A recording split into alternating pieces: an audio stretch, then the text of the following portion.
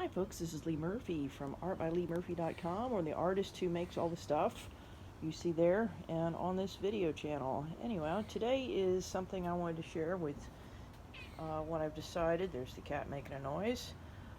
This particular thing I made to store large amounts of saved seeds, and in the back there you can see the reason why I want to make another one is a rooting station.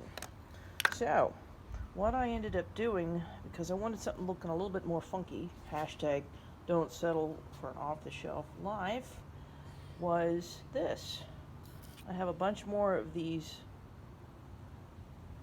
test tubes here, and this is what I have two more planned for this, is first draw out a pattern of what I wanted, then cut out a bunch of, a stack of 4 pieces of plywood here, one for the bottom, one for something to catch the very bottom of the test tubes. And because I don't like what happened here, see this, I did the same thing here. There's a piece of wood underneath that, and then I just sandwiched the two together. But as you can see, they kind of slide around, and I don't want to be spilling anything. So what I ended up doing is, after I drilled a pilot hole, then I used this to drill this size hole. Then I use this to polish off the edges to kind of hold on to the bottom of the test tube better.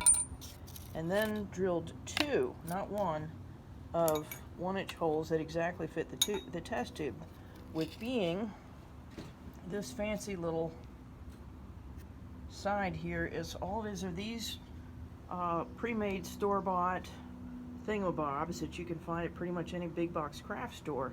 Is this, is that, here's that right here with a bead right there, and then this is glued on top. I used a number 6 wood screw to go from all the way down into here through the bead into that with glue, and then the same on the bottom here, and then glue these 2 finials to cover up that. However, because I want these to be a little bit more stable, I plan on taking another piece of wood, the extra whole piece with the big holes in it, and putting it between these 2 beads to make them hold the test tube a little bit more. So that is an example of when you can't find something store-bought, use a little inspiration and ingenuity and make your own. And here's another one I'm going to do, try to figure out which one I want to be the seed storing and the cutting rooting station. Probably that for the cuttings. Anyhow, hope that's helpful and inspirational to people, and thank you for watching.